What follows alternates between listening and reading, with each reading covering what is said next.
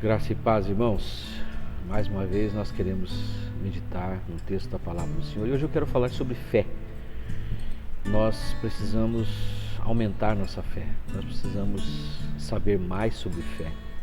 Porque o texto que eu vou ler vai afirmar uma coisa bastante interessante e comprometedora, né? O texto de Hebreus, no capítulo 11, verso 6, onde no capítulo 11 nós temos aqui a definição do que é fé. E esse verso 6 do capítulo 11, né, nessa versão que eu estou aqui, diz assim: sem fé ninguém pode agradar a Deus, porque quem vai a Ele precisa crer que Ele existe e que recompensa os que procuram conhecê-lo melhor. Essas duas coisas estão afirmadas nesse verso. Ora, sem fé é impossível agradar a Deus, primeira coisa. E aí vem uma explicação. Porque é necessário que aquele que se aproxima de Deus creia que Ele existe e que quer recompensar aqueles que o procuram melhor, conhecê-lo, aproximar-se dele, estar com Ele. É tão importante você entender que sem fé é impossível que alguém agrade a Deus, porque é necessário que a gente creia que Ele existe. Agora, a segunda coisa também é muito importante e está totalmente vinculado ao Espírito da Nova Aliança, totalmente vinculado ao coração de Deus, totalmente vinculado àquilo que Deus quer fazer por nós, aquilo que Deus trouxe através da pessoa de Jesus, a revelação do quanto Ele é bom e do quanto Ele quer nos abençoar, o quanto Ele quer nos favorecer. E nós temos sempre trabalhado nessa linha do entendimento, do favorecimento de Deus. Então essa segunda parte, ela é muito importante nós meditarmos nela. Será que nós acreditamos que Deus quer nos abençoar? Será que você acredita que Deus quer te abençoar? Veja, acontece tantas coisas na nossa vida que muitas vezes nós pensamos que o universo está conspirando contra nós, né? Acontecem coisas ruins e acontecem coisas boas também. Mas quando você está numa maré de coisas ruins, você pensa, ou Deus me esqueceu, ou eu não creio mais em Deus, ou alguma coisa está muito errada na minha vida, e normalmente a gente leva para a área de pecado. Por quê? É assim que se trata no meio religioso. Se você fizer o certo, você é recompensado. Se você fizer o errado, você recebe as maldições ou as consequências ruins daquilo que você faz. Então você sempre vai buscar em você a razão para que Deus não te abençoe, porque você não vai dizer que Deus não é bom, por exemplo. Muitos chegam até esse ponto de falar que Deus não é bom. Chegam ao ponto de dizer que Deus talvez não exista, né? Dependendo do grau da situação, coisas muito ruins que acontecem, né? Muitas vezes com a gente.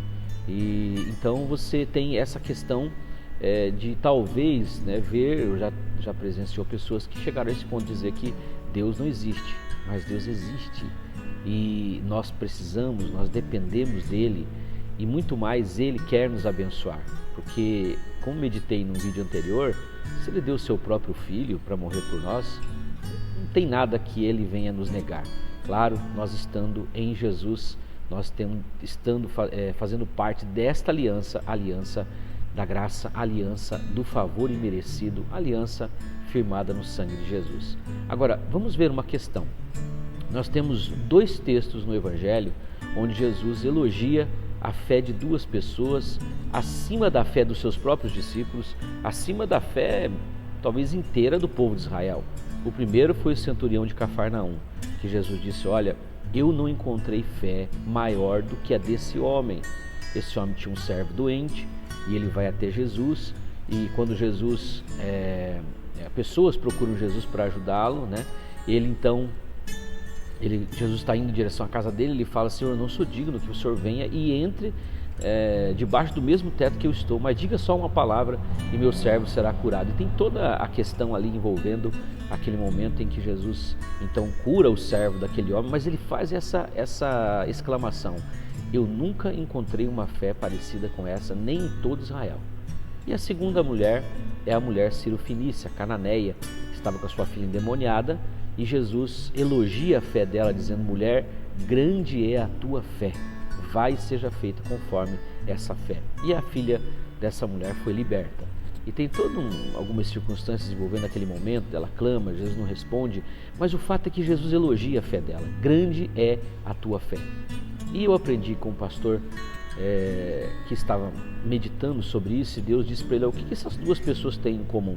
O centurião de Cafarnaum, o centurião do exército romano, e essa mulher Ciro-fenícia, que era provavelmente uma dona de casa, uma mãe, como tantas mães que nós conhecemos, como a nossa mãe. O que essas duas pessoas têm em comum?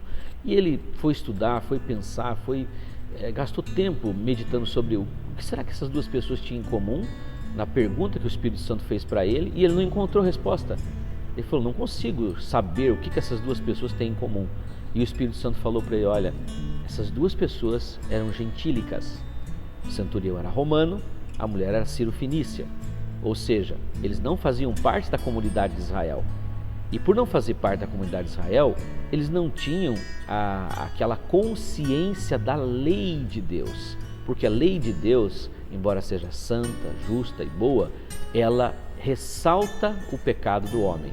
Ela traz a memória do homem, ela traz como um espelho, ela mostra quem o homem é. E a lei teve o seu propósito, e segundo o texto do próprio Senhor Jesus dizendo em Lucas 16:16, a lei e os profetas profetizaram até João Batista. Então, Jesus inaugura um novo tempo, que é o tempo da graça presente, porque tudo no mundo é graça. Não tem nada que não tenha existido ou criado se não for pelo favor imerecido de Deus. A nossa própria existência é favor imerecido. Mas Jesus, ele é a encarnação da graça, né? João 1,17 diz, o Evangelho de João 1,17 diz que a lei foi dada por Moisés, distante, mas a graça e verdade vieram por meio do Senhor Jesus, na pessoa do Senhor Jesus. E ele inaugura então esse novo tempo onde a lei, embora tendo o seu propósito e conduzindo os homens até ele, ela perde o seu efeito e começa uma nova aliança. É isso que nós temos ali declarado em Hebreus pelo autor. Eu sempre digo que eu acredito que seja Paulo. Então, a lei teve o seu propósito, mas Jesus inaugura esse novo tempo, onde essas duas pessoas, esse homem e essa mulher, eles são abençoados por uma coisa: eles não têm consciência de pecado, eles não têm consciência de culpa, eles não têm consciência de que eles possam ter alguma falha, porque eles não têm a lei de Deus. A lei de Deus não é clara para eles, né? Eles têm só a lei da consciência. E é interessante que, por não se sentir culpado, por não ter consciência de pecado, por não estar se sentindo acusado, a fé deles era maior do que a fé dos próprios discípulos de Jesus. Veja, Jesus nunca repreendeu os seus discípulos de forma áspera, de forma dura, como ele fez com os religiosos. Mas aos discípulos ele cobrou uma coisa constantemente: por que vocês não tiveram fé? Homens de pouca fé, por que vocês não creem? E essa questão do crer faz toda a diferença, né, na nova aliança. É por isso que eu disse que a nossa fé precisa ser acrescentada. E o que eu estou dizendo então? Que quanto mais nós tivermos consciência de pecado, conforme diz Hebreus capítulo 10, nós precisamos nos achegar ao trono da graça sem consciência de pecado, sem nos sentirmos acusados, sem nos sentirmos cobrados.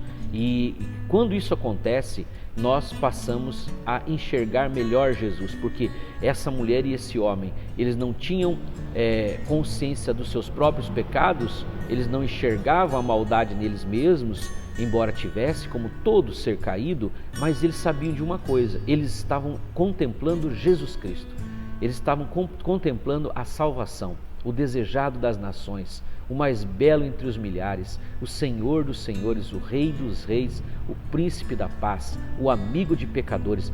Eles estavam diante desse mestre, e eles então não se viam, eles viam a Jesus. E a Bíblia diz: olhar para ele e sede salvos. Quando Pedro, ao andar sobre as águas, tirou os olhos de Jesus, ele passou a afundar, ele passou a agir no natural e a viver o natural. Quando nós olhamos para Jesus, então nós podemos ter a nossa fé entrando em ação, porque Ele é o meio, Ele é o caminho, Ele é a verdade, Ele é a vida, e é através dele que nós recebemos todas as coisas. Quanto mais nós tivermos foco em nós mesmos, quanto mais nos púlpitos os pastores, como um dia eu já errei também nisso, nós focarmos as pessoas, os seus pecados, as suas falhas, mas as pessoas vão começar a olhar para si mesmas e tirar os olhos de Jesus. E quando nós olhamos para nós, o apóstolo Paulo, que ele era um homem cumpridor da lei, ele falou assim: eu sei que em mim não habita bem algum. Imagina quem nem tentou guardar essa lei. Então, o que acontece? Nós temos uma coisa antagônica aos nossos olhos, porque quando nós pensamos em lei de Deus, nós pensamos em cumprir essa lei. E a verdade é que a lei não foi dada para que nós nos esforcemos até a morte cumprir. Quer dizer, nós tentamos, os homens tentaram, mas não conseguiram. Paulo diz: todos pecaram e carecem da glória de Deus. E para isso Jesus se manifestou, para que nós pudéssemos ter nele o substituto para as nossas culpas, para os nossos pecados eternamente. Quando Jesus morreu na cruz, ele pagou os pecados do passado, do presente e do futuro. O valor de Jesus, segundo Romanos 5, é muito maior do que o valor de Adão. Então o que ele fez foi muito maior do que o que Adão fez. E ninguém pode tirar o que Jesus fez. Olhando para ele e não para nós mesmos, olhando para ele nós enxergamos salvação. Quando nós olhamos para nós enxergamos imperfeição. Se nós ficarmos olhando para nós, de acordo com a lei, de acordo com as cobranças, de acordo com aquilo que nós vivenciamos o tempo todo, né? Nós somos cobrados o tempo todo. Agora é impressionante quando nós olhamos para Ele, nós encontramos amor, nós encontramos perdão, nós encontramos aconchego, nós encontramos Ele recebendo, Ele trazendo a nossa vida para junto dEle, a forma com que Ele nos acolhe. Em lugar nenhum nós somos acolhidos. Então, esses dois, essa mulher cirofenícia e esse centurião de Cafarnaum, não olhavam para si mesmos, não estavam preocupados com os seus pecados, eles estavam encantados e necessitados do favor do Senhor Jesus. E é por isso que Jesus disse para o centurião de Cafarnaum: olha, eu não encontrei uma fé igual à sua. Ele falou para os seus discípulos: não encontrei uma fé igual à fé desse homem em todo Israel. E a mulher cirofenícia, da mesma forma, ele falou: olha, grande é a tua fé. Porque eles dois estavam olhando apenas para Jesus. E eu estou repetindo isso porque nós precisamos mudar o nosso foco. Nós precisamos olhar para Jesus, olhar para a sua salvação, olhar para o que Ele fez por nós, olhar para quem Ele é, olhar para a forma com que Ele age, com que Ele pensa, com que Ele tratou as pessoas, e nós encontrarmos nele esse que levanta paralíticos, que cura cegos, que traz para si, que acolhe as pessoas, as piores pessoas. E nós não somos diferentes de Paulo, nós somos pecadores também, no sentido de ainda não estarmos quem não está com ele. Quem está com ele já é um pecador regenerado, já é um filho transformado. Então, o que acontece? Nós temos nele a nossa salvação. O nome dele é Salvador, ungido. A nossa fé, ela é aumentada a partir do momento que nós tiramos os olhos de nós mesmos e perdemos essa consciência de pecado, perdemos essa consciência de culpa diante do Senhor. Aliás, isso é uma coisa implantada pela religião, porque se você está em Cristo, você é nova criatura. As coisas velhas se passaram e eis que tudo se fez novo. E também o texto que fala em Romanos 8:1, que a gente sempre está citando: agora pois, nenhuma condenação há para aqueles que estão em Cristo Jesus. Quer ver a tua fé aumentada? Então pare de olhar para você. Olhe para Jesus. Olhe para Jesus como esses dois olharam. E eles então receberam essa admiração de Jesus. Você vai ter a sua fé aumentada quando você começar a olhar mais para o Senhor e Salvador da tua vida. Ele não te condena, Ele não te culpa, Ele não te castiga. Ele pode corrigir as nossas vidas, o curso das nossas vidas, mas castigar não tem como, porque já levou todo o nosso castigo na cruz do Calvário. Então, quando você se aproximar dele, creia que Ele existe e que Ele é aquele que quer te recompensar, não alguém que quer te cobrar, não alguém que quer te punir, quer te condenar. E na verdade, nós é que chegamos diante dele já confessando nossas culpas e falando para ele aquilo que ele já sabe. Agora, se o Senhor for atentar para as nossas culpas, nós estamos perdidos. O Pai olha para o sangue do Filho que está sobre nós. Isso é fé. Isso é fé verdadeira. A nossa fé tem que ser aumentada dessa forma. Tire os olhos de você, tire os olhos das pessoas, coloque os teus olhos em Jesus, Senhor e Salvador, que te ama, que te acolhe, que quer te abençoar. Entenda isso. Deus quer te abençoar muito mais do que você imagina. Deus quer te favorecer. Deus quer que a tua alegria seja plena. completa, conforme as Escrituras dizem. Meu querido, quero orar por você, para que você tire os olhos de você e você coloque os olhos nesse Senhor maravilhoso.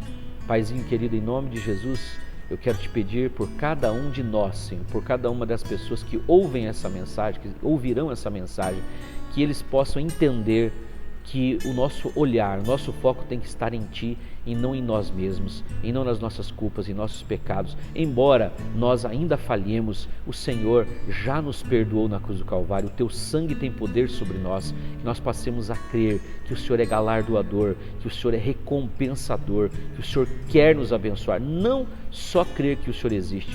Quantos creem, Senhor, que o Senhor existe? Como a Tua palavra mesmo diz que até o diabo crê.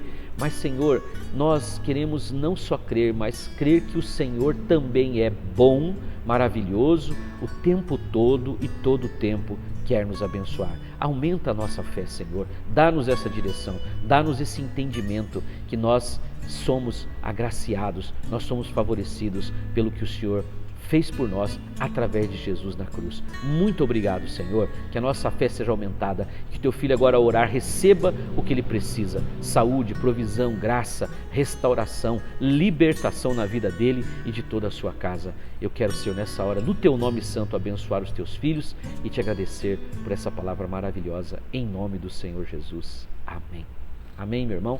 Deus te abençoe ricamente e que você medite nessa palavra e tenha sua fé aumentada, acrescentada, e você vai ver grandes maravilhas na tua vida, na tua casa, na tua família. Deus te abençoe ricamente.